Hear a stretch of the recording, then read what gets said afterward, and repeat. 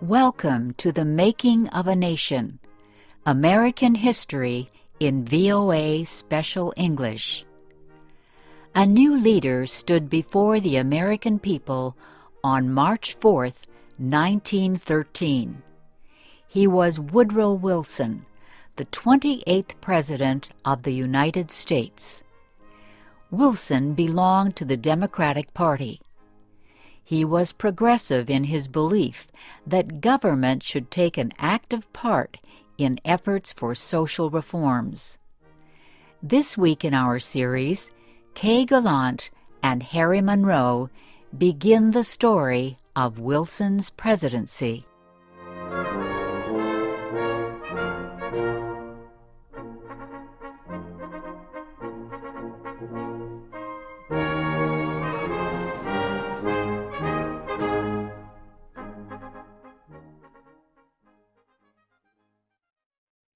Woodrow Wilson had spent most of his life at Princeton University. First, he was a professor. Then, he was university president. Next, Wilson was elected governor of the state of New Jersey. His early success as governor made him a leading candidate for the Democratic presidential nomination in 1912. Wilson traveled widely around the country during the campaign. He made speeches to many groups. He tried to make himself and his ideas known to as many Americans as possible. Wilson called his program the New Freedom. One of his campaign promises was to fight for better conditions for America's small business owners. Such proposals helped him win the Democratic nomination for president.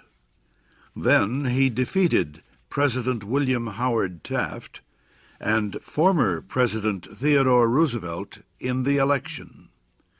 Woodrow Wilson, the former president of a university, had become the president of a nation. The largest crowd in Washington, D.C.'s history welcomed Wilson outside the Capitol building on the day of his inauguration. He called on the American people to join him in making the country a better place. "Our duty," Wilson said, "is to correct the evil without hurting the good. I call all honest men, all patriotic, all forward-looking men to my side."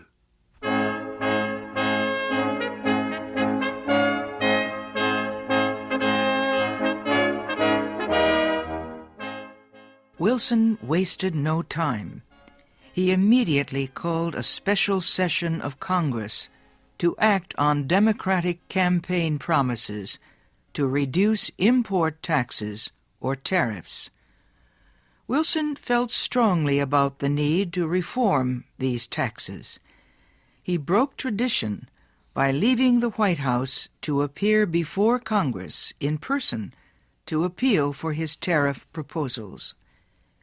Many members of Congress opposed Wilson's plans, but the new president used the results of a Senate investigation to win the fight. The investigation showed that a number of senators owned companies that depended on high tariffs for their profits. The votes of these senators were influenced by their property holdings. Public knowledge of the situation forced many of them to give up their holdings and stop resisting tariff reform. Congress finally approved Wilson's proposals. Lower tariffs reduced the amount of money taken in by the federal government. So the Senate also approved a tax on income or earnings. A constitutional amendment had been passed earlier to permit such a tax. President Wilson and the Democratic Party were pleased with the new tariff and income tax bills. But they were far from finished. Next, they turned their efforts to reform of the banking industry. For several years, many people had recognized the need for changes in the banking system. The old system of uncontrolled private banks had developed years earlier, before the United States became a major industrial nation. Many people agreed that a more modern system was needed, but they could not agree on details. President Wilson said control of the nation's wealth was held by too few men. He noted a report that said just 2 men controlled 10% of the total wealth of the United States. Wilson said the nation needed a money supply that could be increased or reduced when necessary to correct economic conditions. He said a method was needed to let banks help each other during economic emergencies.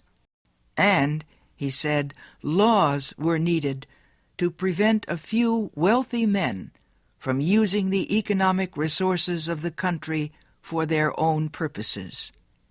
Finally, Wilson said the control of this system of banking must be public, not private. It must belong to the government itself. Wilson called his proposal for a central bank the Federal Reserve System. Under the plan, the nation would be divided into 12 areas. Each area would have its own Federal Reserve Bank. These area banks would not do business with the public. They would serve only as bankers' banks, and they would issue a new form of money supported by the federal government. Most important, the leaders of the new system would be chosen by the government, not by private business.